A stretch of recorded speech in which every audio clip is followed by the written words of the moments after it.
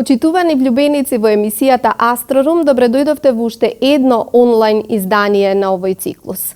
Навистина имавме изминатиот период интересни соговорници. Премостивме многу граници, а денес имаме многу инспиративен соговорник, бидејќи таа самата ги полни очите со убавина, потоа ги преточува во слика, во збор, инаку работи како наставник во Американската гимназија Скопје, таму и координатор на наставата и уште многу други нешта. Автор е на две многу интересни книги за деца во издание на Арс Ламина. Јас ги држам во моите раце, тоа се Играта со именки и Играта со глаголи. Но јас да не должам повеќе, ќе посакам добре дојде на Оливија Георгиевска во нашата емисија. Добре дојдовте, Оливија. Добре ве најдов. Многу ми е драго што сум гостин во вашата емисија, со оглед на тоа што претходните гости кои што ви беа гости беа навистина исклучителни личности и едноставно ми е некој вид на чест што сум дел од вашата емисија. Задоволството и честа се наши. Вие известно време соработувате со Арс Ламина. До сега имавте промоции на саемот на книга и посебни промоции на овие интересни изданија за деца, но еве чест и можност да поразговараме и овде со вас. Мене посебно ме фасцинираат работи кога навидум изгледаат толку едноставни, певливи, читливи, но знаеме дека зад вакви едни сликовници стои многу работа. Знаењето на децата да им се пренесе на наједноставен начин е всушност и најсложениот начин. Не верувам дека седнавте да ги напишете книгите туку така, туку тие се плод на едно повеќе годишно ваше педагошко искуство, но и како мајка на вашите две ќерки. Ајде да почнеме токму со овие две изданија, како настанаа Игрите со именки и со глаголи. Искрено да ви кажам, работејќи како педагог долго време, имав можности да се запознавам со литература за деца не само на македонски јазик, туку и на англиски. Поради тоа што пред да работам во Американската гимназија, работев во друга приватна гимназија, каде што има на дофат огромни со книги за деца. И согледав колку всушност немаме кај нас, имаме едноставни книги кои што се повеќе поучителни, но немаме нешто што е игриво, нешто што може да биде, што би се рекло, да се задржи за око, да привлече внимание, нешто со кое што ќе може децата лесно да учат со помош на слика, на игра на зборови, некако вид на римар. А главно нешто што ми беше предизвик е тоа што нашиот македонскиот јазик имаме потешкоти при римувањето, бидејќи малку е потврд во однос на останатите попевливи јазици. Така што мислев дека е најдобро да се направи една едиција со основни базични работи од граматиката на македонскиот јазик на начин на кој што на децата тоа ќе им е јасно, заради тоа што учебниците како помагала и како нешто со кое што учат им делува можеби построго, попрофесионално, по нешто како обврска за да го учат. И затоа мислев дека е најдобра идеја нешто да се научи преку некоја книга од ваков тип. Па така во соработка со Арс Ламина, прво ја напишав именки и ја објавивме. По неја следеше веднаш глаголите, а понатаму сега следуваат и придавките, со што ќе заокружиме трите од вкупно 5 вида на менливи зборови во македонскиот јазик. Кажете ми, кога ги биравте именките, изобилство од зборови има во македонскиот јазик, но тоа требаше да се стави и во рима. Дали имавте доработки, колку се пеглаше книгата до самото објавување, дали ја проверувавте кај вашите ученици, кај помалите деца кои што ги имавте во семејството, во поширокиот круг, со што најмногу се намачивте, зашто кај нас постојат и недостаток на некои зборови, па треба несовршена рима да се употреби. Дали повеќе ве намачија именките или глаголите? Кажам именките бидејќи тоа беше прва книга. И со неа најмногу се измачив, бидејќи сакав да биде најдоброто нешто со кое што ќе почнам. И заради тоа многу имаше пеглање. Да се напише книгата не беше толку тешко, но искрено морам да кажам дека барањето и правењето на рими беше она кое што постоеше на многу листови хартија што ми беа во околина, запишување ноутс во телефон, ливчиња од околу, и потоа ги собрав сите и ја напишав книгата именки. Со тоа што и таа требаше да има некаква историја, некаква приказна, да се случува нешто, да е поврзано, па затоа и книгата кога ќе се отвори има внатре, например, да се објасни дека именките се сите зеленчуци, бошја, сите предмети, се она што е околу нас, но на начин на кој што ќе бидат систематизирани на по две страни. Со глаголите ми беше исто така тешко, иако мислев дека ќе ми е полесно, затоа што требаше да римувам глаголи, но тогаш веќе поучена од првата направив една како приказна во која што ќе ставам братче и сестриче кои што во текот на целиот ден ќе извршуваат разни видови на глаголи, кои што ќе бидат поврзани апсолутно со сите оние трајни хумани вредности на човекот. Значи деца кои што одат на училиште, кои што играат и се социализираат со другарчињата надвор, кои што дома помагаат да се подготви ручекот, кои што си легнуваат на време, значи се она на кое што ние ги учиме нашите деца да го прават. Никој не им били на децата останете цела ноќ и не спите и утре сабајле спите преку денот. Значи беше важно на некој начин да се покаже што ние бараме од нашите деца да прават преку слики, преку игра на глаголи, па така таа е за мене една малку по-длабока книга во однос на именките, бидејќи сега тука освен што ги објаснува глаголите, покажува и што всушност се очекувањата од децата на таа возраст во поглед на нивниот секојдневен живот, семејството, меѓусебното однесување, имањето социјален живот, другарчење и слично. Додека пак за придавките можам да кажам дека таа отиде во уште по-интересна линија, бидејќи таму има веќе цела приказна за случка која што почнува и завршува. И мислам дека сега е во обработка придавките, нема да кажувам за што станува збор, меѓутоа мислам дека придавките ќе бидат најинтересни. Сигурно даваат најголема можност. Тие треба да ги украсат именките и предпоставувам дека тука ќе дојде до израз целиот ваш раскош.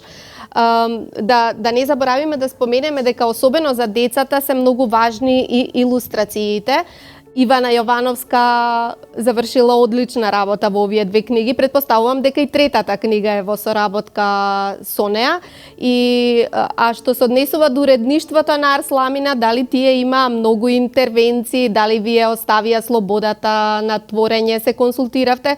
Како оди уредувањето на една книга? Предпоставувам ќе им биде интересно на читателите да разберат дека не е тоа само така, ќе седне некој ќе напише книга, треба да се размислува на многу други параметри. Па да, откако, например, книгата ќе се заврши, книгата се праќа на мејл, се разгледува, потоа се предава на лектор. Лекторот има за задача да пронајде каде јас имам направено некои грешки и доколку има некои грешки да ми се посоча да ги видам. Потоа, например, се гледаат римите, дали сум искористила некој збор кој што не е соодветен или слично. Значи, си има една посебна процедура, стандардна, која што секоја издавачка куќа ја има. И најпосле, откако ќе се среди книгата по страници со предговор кој што ќе го напишам, поговора кој е потребен, исто за книгата, цртежите, илустрациите, начинот каде се ставени зборовите, идеи од страна на уредниците, например, беа многу убави нивните идеи, зборчињата кои што се именките и глаголи да се малку поголеми, да се со поинаква боја за да може децата да препознаваат и визуелно, бидејќи новите генерации на деца со новите технолошки индустрии и револуции се навикнати и се да добиваат визуелно и тоа да биде во една голема брзина. Немаат толку трпение како например децата од постарите генерации како јас, кои што можевме да чекаме трпеливо и да чекаме крај на некоја работа и како ќе изгледа. Овие деца сакаат се инстантно да имаат и заради тоа таа одлична идеја е така со помош на визуелни трикови, поинакви бои, поголеми фонтови да се привлече внимание. Откако ќе се среди книгата, таа повторно се препраќа до мене за да ја погледам, да видам како последен еден поглед откако е целата завршена, дали има нешто да се смени, да се додаде. Исто така со илустраторката разговараме, со тоа што првиот и вториот пат, бидејќи немав толку искуство кон управење на книга во која што има илустратор, не знаев точно и конкретно што би можело да помогнем околу илустрирањето.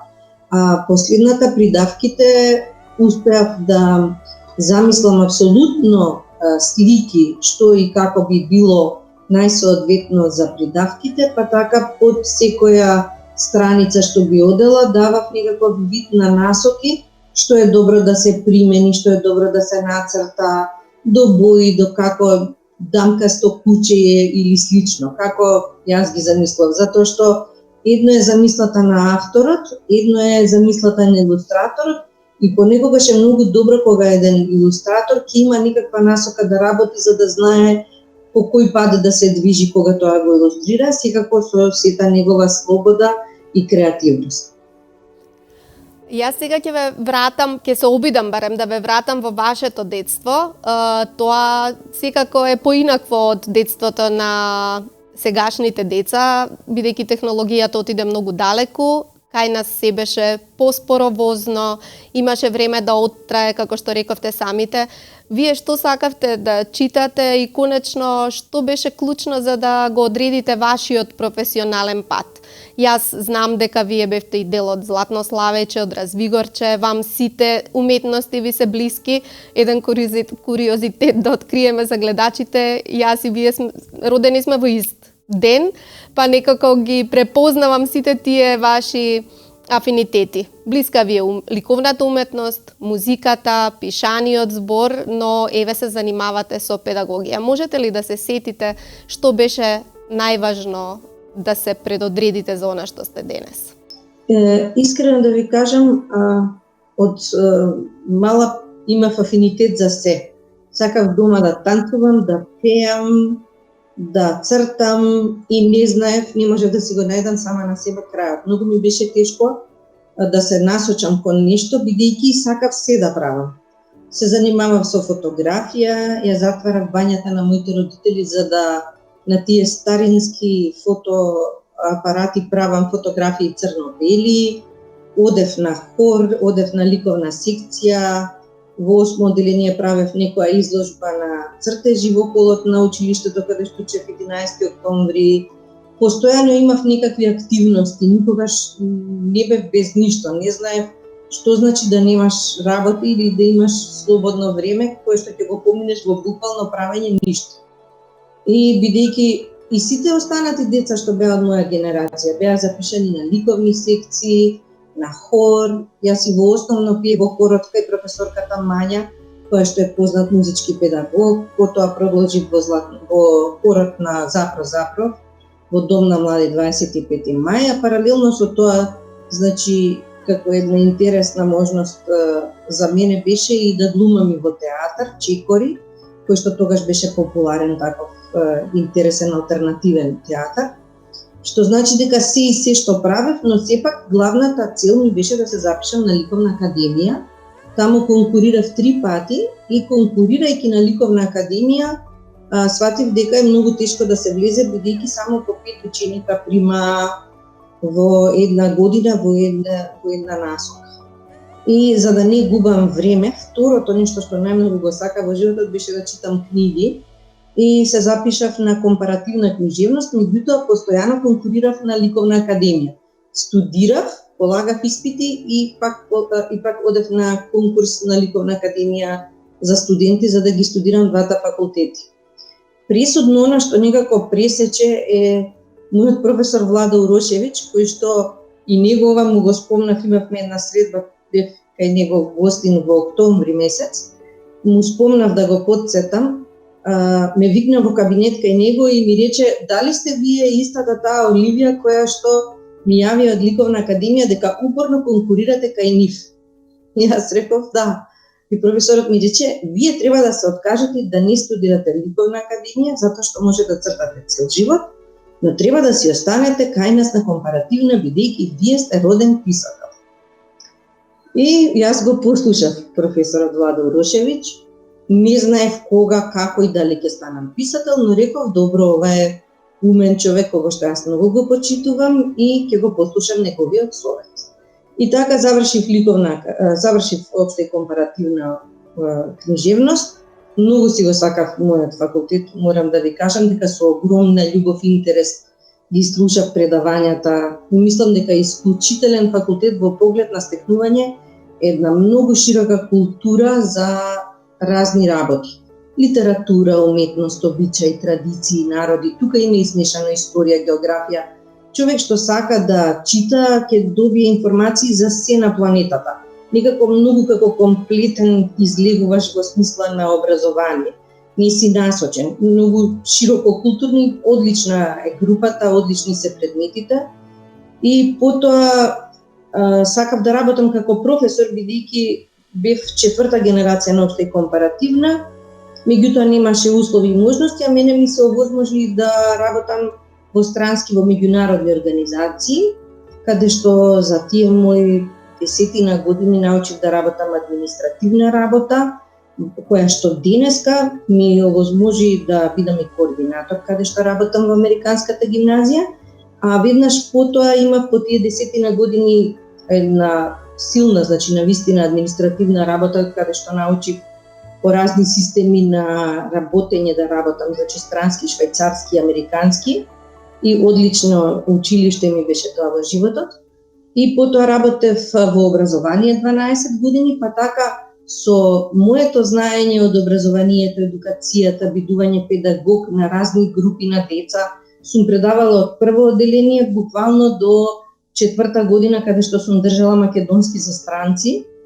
И сето тоа ми овозможи да научам многу за тоа како треба еден човек да има трпение, посветеност, желба да ја работи таа работа на професор, бидејќи да се разбереме, не секој може да работи професор. Сепак тоа е една работа која што доста исцрпува енергетски, бидејќи кога сте во училница, вие сте дел не само од енергијата на учениците, туку тие ве земаат комплетно и треба да ги забавувате 45 минути за да им држите тенсијата, вниманието, и тоа е навистина напорно. Но таа работа од претходната организација и ова ми овозможи да бидам и координатор, да имам организациони способности, да го владеам одлично англискиот јазик, затоа што во моментот гимназијата во која што работам, која што е дел од American College, ние станавме членови на едно доста важно и добро американско тело, тоа е една американска агенција за акредитација, и таа комуникација плюс со луѓето од акредитацијата ми беше многу полесно да ја остварувам со оглед на претходното моје искуство. Па така тие две работни искуства ми помогнаа за да го работам ова што го работам денес. Ние и во моментот се наоѓаме тука во Американската гимназија, зад мене е една убава интересна библиотека, а јас сум во моментов во собата за релаксација на учениците која што им е омилена. Верувам, така и делува. Јас имам слушнато од ваши поранешни ученици, можеби тоа најголема награда за секој педагог, дека сте ги инспирирале да почнат да читаат и денес тие не можат да сопрат. имам слушнато лични искуства, што е навистина прекрасно, но и вистински момент да ве прашам, бидејќи ние се соочуваме со нови предизвици. Овој период со корона кризата ги исправи пред големи искушенија и искусните педагози и оние помалку искусните. Сега станува проблем како ќе се одвива наставата и во септември. Јас знам дека вашето училиште многу добро се снајде веднаш, но ете вашето искуство што кажува? Можно ли е да се одвива наставата онлайн цело време или тоа треба да биде некое комбинирано предавање на знаењата? Што ви говори македонскиот систем во етапата во која што се наоѓа и како размислувате? Може ли да се помогне некако, некој ве прашува, некој се интересира, кој има подобро искуство да помогне во јавното образование?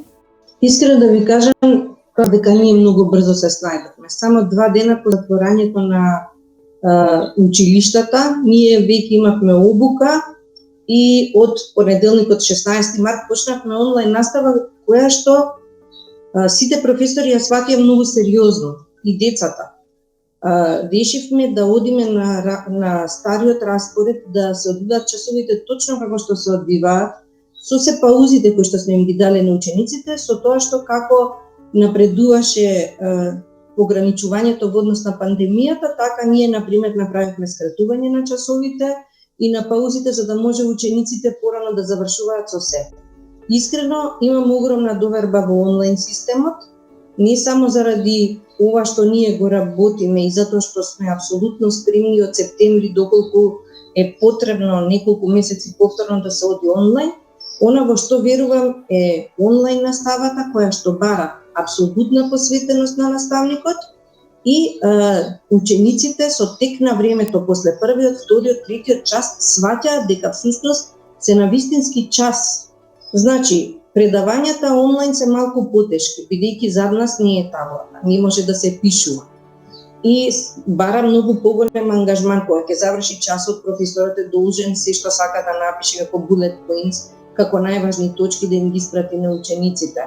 Домашните треба да му се праќаат онлайн, меѓутоа треба да сватиме сите дека целиот свет се држи се одиме во еден поинаков прогрес, веројатно и заради овие случаи целата планета ќе пристапи кон поинаков начин на живење и ние сме дел од една револуција во целокупниот начин на живење предизвикан од еден вирус. Значи една толку ситна работа не измести цивилизацијски да одиме нанапред, сакале не икеле.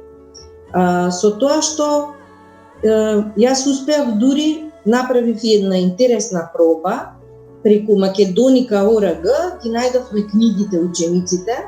Тие, бидејќи еден ученик е доволно да има свој пасворд и име, цел клас отворија на еден таб на лаптопот, да речеме, ја работевме сонна летната ноќ од Шекспир, ја отворија, од другата страна си се гледавме сите на нашиот вебекс и им реков во првата сцена главни ликови ќе бидете вие и почнуваме со читање.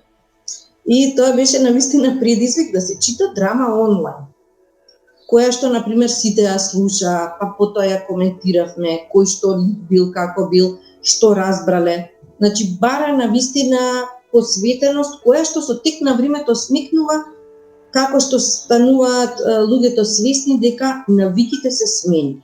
Ние сме подготвени да ги дочекаме учениците и во клупи, подготвени сме и за онлайн, со тоа што читам дека Министерството за образование кај нас сега е во тек на подготвување на систем, односно сета оваа работа требаше малку порано да се случи и реакциите од страна на надлежните треба да бидат малку побрзи. Затоа што видов самата, кога ќе споредам моите деца, например, кои што не одат во американската гимназија, туку учат во државно училиште едната, другата на државен факултет, по нив видов дека постоја доста процепи во образовниот систем, работи кои што не беа спроведени како што треба, доцнења, немање онлайн настава колку што треба и како што треба. Значи се во тоа да се држат сите до организацијата и да им се објасни на сите дека влегуваме во една нова ера. До кога ќе трае ова, никој не знае, но не смееме заради пандемијата да престане светот да постои. Значи, треба прилагодување и човек треба да е отворен за нови работи кои што ќе ги примени, со кои што најверојатно ќе отидеме многу напред, не знаејќи. Сега да ве вратам повторно на приватните преокупации. Вие фасцинирате со вашите фотографии што ги објавувате на социјалните медиуми, со вашите акварели, цртежи на цвеќиња. Тоа се едни прекрасни боенки или платформи кои што може да се развиваат и натаму, може луѓето да се надоврзуваат на вашите цртежи. Во таа смисла, знам дека имате во фиока и раскази и за возрастни. Пишувањето не се опира, вашиот професор Урошевиќ ве проколнал веројатно и убаво ви рекол. Но да ја оставиме малку литературата настрана, да ни кажете за ликовните пориви, за што е она што приватно сакате да читате, а што не е врзано со наставата која што морате да им ја предавате, не морате, туку сакате на вашите ученици. Во врска со ова сакам да кажам дека кога почна пандемијата, повторно се вратив на моите хобија. Извадив акварели, решив да цртам, да илустрирам, затоа што тоа беше најлесниот и наједноставниот начин да се преброди свесноста за затвореност.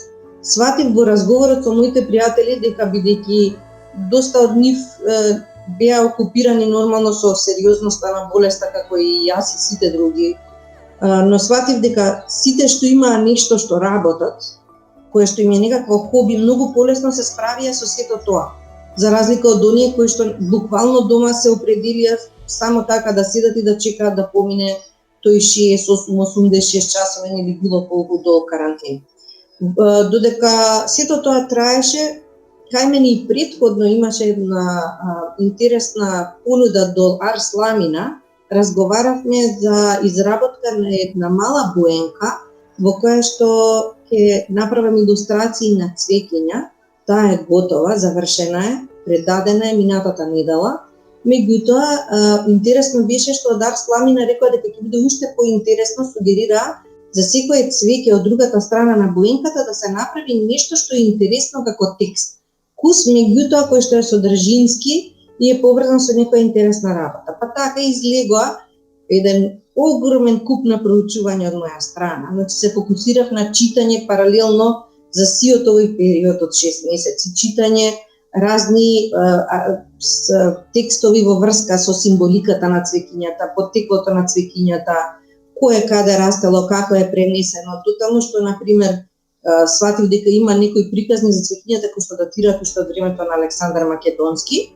Па така инкорпорирав некои интересни факти во приказните, да ги наречем приказни текстови, кои што се од другата страна на секое цвеќе кое што потоа може да го бојат како сакаат, било со моливо боја, било акварели, фломастери, техники, имаат многу работи кои што може да ги применат. И така оваа книга веќе минатата недела ја предадов и сега е во изработка. Таа е, да кажеме, прва книга со илустрации, која што ќе биде боенка, но е соодветна за боење за разни возрасти, а и текстот е направен така да може да се чита од различна возрастна група. Не е ограничен да е детски или да е само за возрастни. Тука е многу широк направен за да може секој да го свати. Во поглед на читањето литература, по овие книги кои што ги напишав за деца и оваа боенкава која што навистина ми направи да имаме едно многу убаво креативно време на проучување на животот на цвеќињата, нивното спомнување низ историјата, нивното значење во медицината. Сега сум фокусирана на проучување на словенската митологија. Веќе имам најдено доста голем број на материјали, книги. Тоа ми е следниот фокус. Од секогаш сум ги сакала тие почетоци на литературата, грчка, римска митологија, епот за Гилгамеш ми е се уште омилен. И мислам дека е не само како првата книга, туку е многу важен бидејќи од него сите црпеле натаму. И сватив дека за словенската митологија има, но не доволно. Например, на македонски јазик немаме толку многу литература. Се фокусирав, прво проучував историјат на старите Словени, колку сме блиски со скандинавските народи, сватив дека сме многу, дека како што се блиски римската и грчката митологија, така е скандинавската со старословенската, преселбите на народите, племињата, и сватив дека она заради кое што не успеала старословенската митологија да се наметне на сцената и да биде интересна колку грчката и римската, заради тоа што племињата кај на старословенските биле многу по-одделени во поглед на нивните верувања, па така секое племе си имало свој бог, свое верување, свој обичај, не сме имале некоја многу централна митологија, но сепак е многу интересна за проучување. И во моментов читам приказни од некои автори кои што се од Полска, од Русија, читам некои истражувања и секако најголем иницијатор за мене, за да почнам ова да го правам, е писателката Ивана Брлич-Мажуранич, која што има напишано книгата Причи из давнина или Приказни од старо време, која што книга ја добив дури во 3 примероци во само една година во прво одделение на својот роден ден. И една добив на крај на годината. И како и да е, таа беше како некој ја ознака дека јас морам таа книга да ја прочитам и да видам зашто е.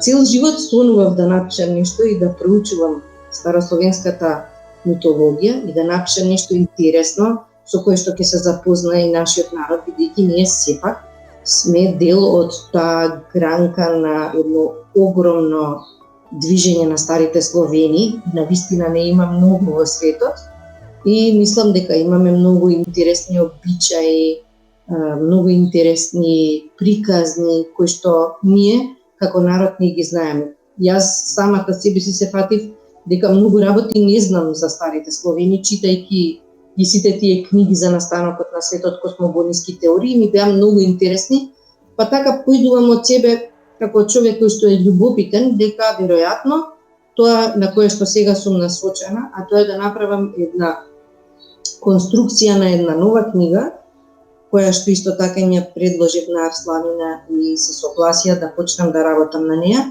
која што конструкција ќе подразбира некаков вид на приказни кои што ќе бидат инспирирани од ликовите во нашата, да кажам, старословенска религија, со оглед на тоа дека македонците, како племе кога сме се населили и измешале со староседелците тука, многу брзо сме ја прифатиле монотеистичката религија, христијанството, и многу брзо сме заборавиле на тие наши, да ги наречам, пагански старословенски обичаи, но морам исто така и да кажам дека многу од обичаите, многу од благословите, многу од клетвите и сето тоа што се применува кај нас, традиционално, разни обичаи по разни села и градови во Македонија, како и делови од нашата христијанска традиција се директно влијание на старословенските обичаи.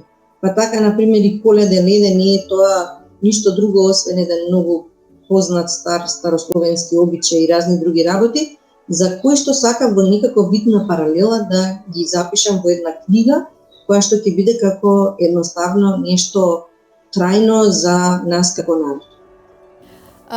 Исчекувајќи ја од печат ова ваша, како би ја нарекла, книжевно ликовен хербариум, Боенка, и исчекувајќи оваа книга поврзана со старословенските обичаи, јас верувам дека натаму ќе следи нешто што ќе инкорпорира и музиката, бидејќи знам дека е таа составен дел од креативноста и создавањето дури на овие дела, но ми вела дека минутите за нашиот разговор одамна поминале и не е ниту чудно што е така, бидејќи имате многу работи за споделување и за раскажување. Еве за крај, може би да споменеме штом се занимавате со еден вид на уметност, вие сте имале поддршката од вашите родители. Ќе ве прашам дали така ги насочувате и вашите деца да си го најдат сопствениот пат, дали конечно и тие наследиле некои гени, и да извлечеме поента, да го завршиме разговорот, што не поучи ова време, невреме, што е важно во животот. Рековте дека вие го искористивте на најдобриот можен начин. Да ви кажам, децата, начинот на кој што моите лично деца ги воспитувам, гледам и тоа да биде нешто како што ќе го предадам како воспитување на моите ученици, е да стекнат самодоверба во она што го прават, да имаат огромна слобода за изразување, да знаат да ги разликуваат работите во смисла доброто и лошото и да можат постепено да се насочуваат за да бидат среќни. Ништо не е толку важно како човек да е среќен и задоволен. Еден човек може да биде многу успешен и да е многу несреќен во исто време. А може еден човек како приказната за фрлањето камче да фрла камчиња покрај брегот на Езан и да биде среќниот човек на светот. Постојат работи кои што во општеството човек мора да ги исполни во смисла на одговорност, ако веќе има семејство, деца и да биде одговорен кон нив и да не си ги зема здраво за готово. И во ова време на пандемија мислам дека излегоа најдобрите и најлошите особини на целокупното човештво. Дека пандемијава некако направи да размислиме подлабоко како живееме, како го трошиме денот, како го трошиме животот, сиот тој страв кој што ни се вкорени заради целата ситуација, мислам дека ни ја направи свеста на начин да направи еден кик, да не натера да направиме нешто со себе си, да размислуваме многу подолгорочно. Ова нема да трае секако вечно, иако се одолговлечува и искрено, како и сите останати пандемии кои што му се случиле на човештвото, нема да трае кратко, но сепак ќе ни помогне, верувам, како човештво воопшто, како цивилизација, да започнеме да одиме по некој многу подобар пат, да се грижиме повеќе за себе си, на начин на кој што би се грижили и за останатите, да се сакаме себе си, своето семејство, да го сакаме, да си ја сакаме околината, природата, да научиме да ја почитуваме повеќе, бидејќи гледам дека луѓето се свртиле сега на истражување на Македонија, што навистина е многу добро, бидејќи нашата земја има многу убави раскошни работи кои што се скриени бисери, и верувам во тоа дека луѓето ќе го одберат најдобриот начин на живот кој што можат. Ова се прекрасни зборови, верувам дека ќе допрат до луѓето и јас ви се заблагодарувам за овој инспиративен разговор. Ви посакувам и натаму да имате таа несопирлива желба да творите, инспирацијата, секако што ја црпите од природата и од се она што ве обкружува. Ви благодарам за овој разговор и штом ќе имаме можност да се видиме во живо, ви должам една книга од продукцијата на Арсламина. Вие сте во тесна врска, сигурно знаете што таму излегува. Ќе си одберете некое четиво кое што ви е посебно драго. Оливија, ви благодарам многу. Ви благодарам и на вас. Ви благодарам.